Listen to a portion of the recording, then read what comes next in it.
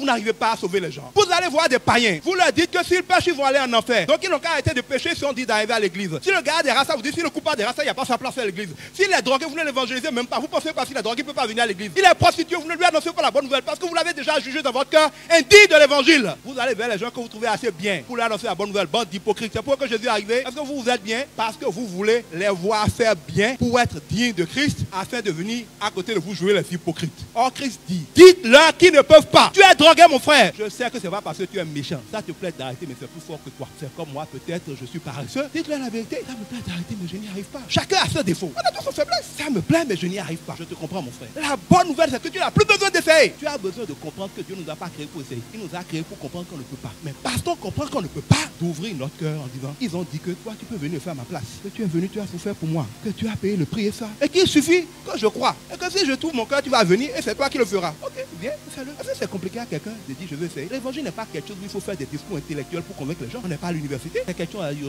essaie. Il essaie, vous revenez le voir, il va vous dire ce qu'il a eu. Qu'est-ce que vous annoncez aux gens qui peuvent essayer? D'arrêter de boire pour devenir chrétien, d'arrêter de voler pour devenir chrétien, d'être saint pour devenir chrétien, au lieu de devenir chrétien pour être sanctifié. Quand on a renversé l'évangile, comment quelqu'un peut l'accepter? En fait, vous allez voir, il y a trois catégories de personnes. Il y a les païens qui disent que Dieu n'existe pas. Mais en fait, c'est pas qu'ils ne croient pas que Dieu existe. Ils ont entendu que Dieu existe, que Dieu est rigoureux, que si tu pêches, tu vas avoir des problèmes. Il faut être parfait pour ne pas avoir de problème. Ces gens-là sont tellement intelligents qu'ils ont compris après analyse et en voyant comment les choses marchent qu'ils ne peuvent jamais devenir saints. Ils ont donc conclu que si vraiment Dieu devait exister et devait exiger qu'on soit saint avant de venir à lui, personne ne serait sauvé. Donc ils se disent que tous ceux qui disent qu'ils sont avec Dieu sont certainement des hypocrites ou alors c'est que Dieu n'existe pas. Ils prennent le chemin le plus simple qui est de dire Dieu n'existe pas et ils vivent comme ils veulent parce qu'ils sentent que ce qu'on leur demande de faire pour être des croyants est impossible et ils ont raison. Vous allez voir que c'est ça la mentalité de la plupart des païens. Et vous allez voir que quand un chrétien fait une erreur, il attaque dans les gens. Voilà, c'est vous qui dites qu'il faut être saint, il faut être saint. Parce que nous leur avons à tort fait croire qu'être saint, c'est être parfait dans ses actes, alors qu'être saint, c'est être parfait dans sa foi. C'est la première catégorie. Ces gens-là, quand les épreuves, la vie les chauffe, ils crient mon Dieu. Ces gens-là ont besoin qu'on leur explique. Personne ne te demande de venir être une secte ni touche. On te demande de réaliser que nous ne sommes que des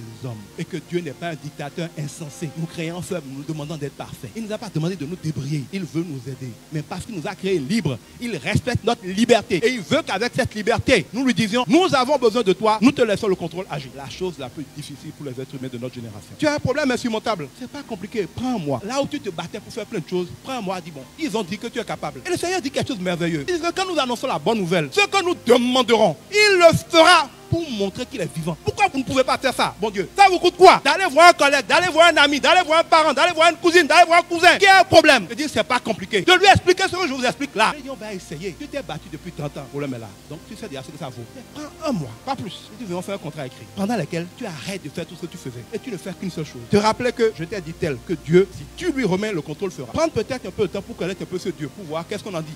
Pas ce que j'ai dit seulement. Et occupe-toi pendant ce temps de ne faire qu'une seule chose. Seigneur, ils ont dit que tu peux. Moi, je veux bien croire, hein, mais il va falloir que je vois. Prouve-moi que tu peux. Je te laisse cette situation.